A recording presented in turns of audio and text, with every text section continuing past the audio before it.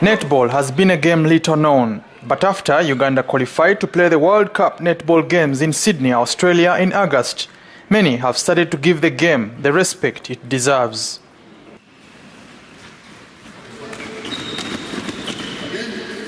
The whole world is now looking out to see who is Uganda, where is Uganda coming from. Many people are now buying the atlases, trying to look at, find where is Uganda, which team is this that has come on board.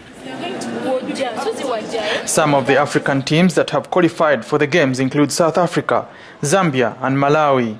But according to Wilberforce Mutete, the public relations officer of this upcoming game, says any African team that defeats Uganda usually does it by mistake. I was dropping with you. As soon as I was going, release the ball. In fact, the ball didn't farm. Don't have any serious challenger on African soil, apart from South Africa and Malawi. Those are now we had 3 Bingwas on Africa. When we meet, by mistake they beat us, by mistake we beat them, because in a game like that, not until you make a mistake, you can't be beaten. Uganda has assembled the best team, and the new incoming coach, Rashid Mubiru, who now replaces Mugerwa Fred, a long-time coach who has raised up most of the girls, believes the players will perform and come back with good results. The She Cranes is training at one of the best sports facilities found at Cambridge International School, found in Kampala. And they will be training for the World Cup with only just 14 days left. But the most dramatic changes that have been made by the Netball Federation is to appoint a new coach that may change the future for this team. We have our style of playing, so we have to use it. We do not copy the other style of theirs, so we have our system of playing. So if we use our system of playing, we shall be able to beat them.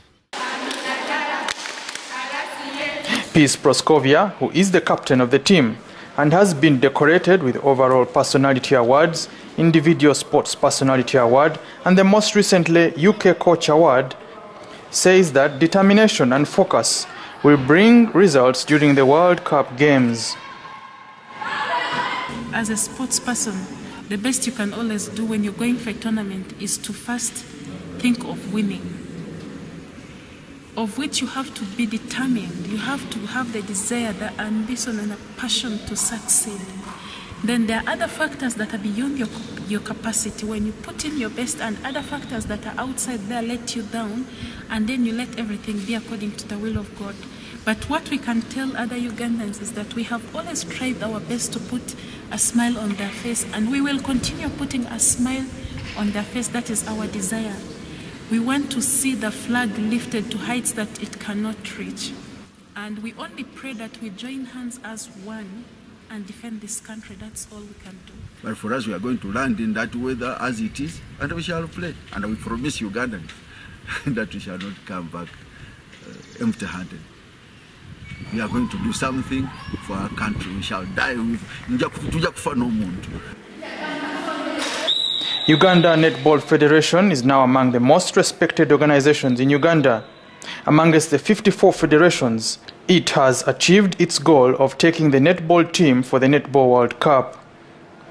The last time Uganda appeared in the Games was in 1979, but it was politically sponsored compared to the tough qualifications the girls had to endure to get what one would call a golden chance. Okay.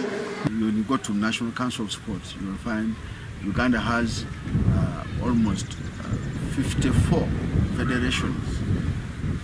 54 federations. Among those is netball. And right now, and none of those, whatever the federations, have ever qualified to the World Cup like we are going. I'm actually going to give it to the president. Dr. Stephen Ataro Ayela, who is the team doctor, has shared with the press that there are some new changes that will allow the adoption of athletics food, which should prepare the team to compete with the best teams worldwide. During the Africa Games, Dr. Ataro said they registered a number of injuries, but now they are low and most of the girls are likely to recover towards the World Cup. The team is doing much better. Some of those that had long-standing injuries have kind of recovered. So from every session of training, we don't have so much. We are hoping that, given the long time required for recovery, that by the time we reach the World Cup, they will be much better and fit. A few of us that have some slight injury, we are undergoing treatment, and we believe it will be fine. Who are those who are injured? Me personally, but I'm undergoing treatment. It's not so big, but it's getting done. Yeah, it's getting done, and I'm determined that in a week's time, it's all fine. What is that? Is it a knee injury? It's still a knee injury, still. This has been addressed. She's much better. We have protective devices being used. And also, with injuries doesn't mean you're not able to play. We assess. So for currently, the level of practice, the training is more actually hectic than the actual games. Because the actual games, in a day, they may need an hour or two just for warming up and playing. Whereas here, we are training most of the day. So by that time, it will be easier. And secondly, on the pitch, we have opportunity to rotate players. So she could play a few minutes other than finishing the whole game. But we hope she's really a star, and so that shouldn't be a problem.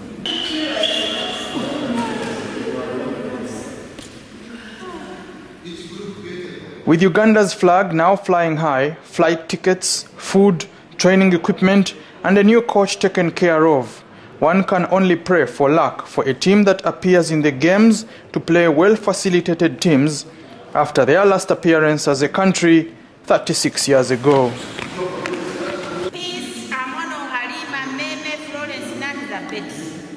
Put on ready babes.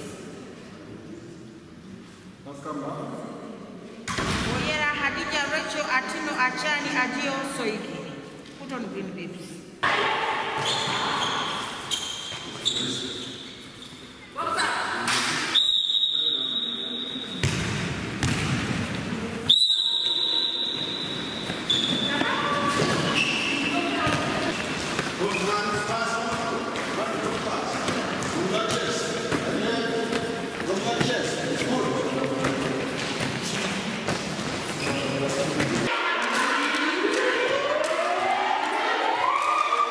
Andrew Nitwe, Channel 44 News, Kampala.